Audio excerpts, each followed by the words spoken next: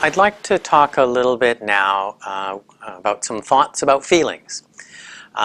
There's kind of a myth in cognitive therapy that cognitive therapists aren't interested in feelings. And this couldn't be farther from the truth. CBT recognizes the importance of emotions, but it also recognizes how emotions are connected to thinking and feeling. Often the goal of treatment for many clients is to change how they feel. And so that's a goal that cognitive therapists work towards. But we believe in cognitive therapy that there's more to sort of dealing with feelings than just catharsis, just the expression of how you feel. We want to understand how feelings are connected to how you think and how you behave. To focus on feelings is actually very difficult clinically, and it's difficult to get success clinically if you just focus on feelings.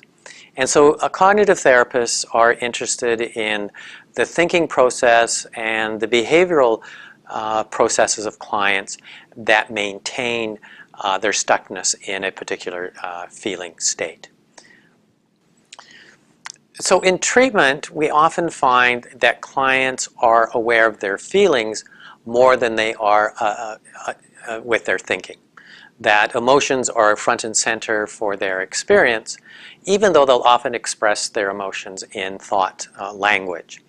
And so we want to help clients sort of understand what their emotions are and to be able to accurately label what their feelings are.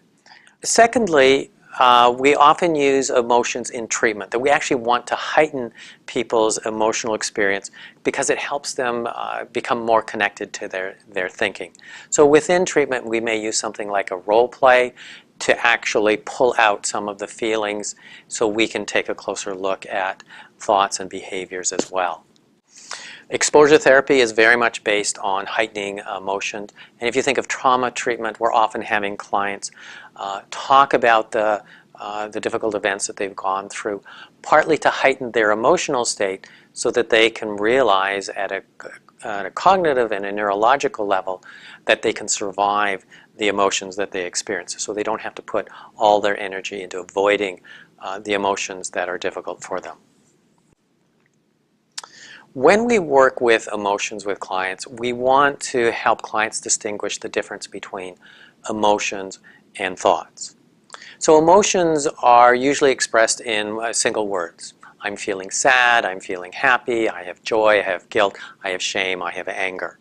So these are often single words. Whereas thoughts tend to be phrases. I'm worried that I'm going to lose my job. I'm afraid my partner is going to leave me. I'm not sure I can cope with this any longer. And so these are thoughts that clients have that are tied to their emotional experience. So one of the things that we're doing in cognitive therapy is helping clients understand the difference between this is an emotion and this is a thought. Now this is unique with cognitive therapy, and in the general language of every day, people are often mixing the two up, and that's perfectly fine. We may talk about, I feel trapped in my job. Okay, is that a feeling or is that a thought? Well, we use the word feeling. I'm feeling trapped in my job. But the reality is that's actually a thought. The thought is I am trapped, and therefore I feel frustrated, anxious, hopeless. Right? It may have different emotional connections for the individual. But there's a difference between the thought of being trapped and the feeling that goes with that. And so one of the things that we're trying to do is help clients distinguish the difference between the two. I think it's helpful to look at emotions from a developmental perspective. If you think of a young infant, their emotional expression is really quite simple. They have very basic emotions that they express: anger, hunger, happiness, contentment.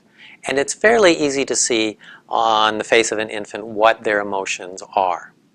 As we grow and develop, though, our emotional experience becomes more varied, more diverse, and more complex.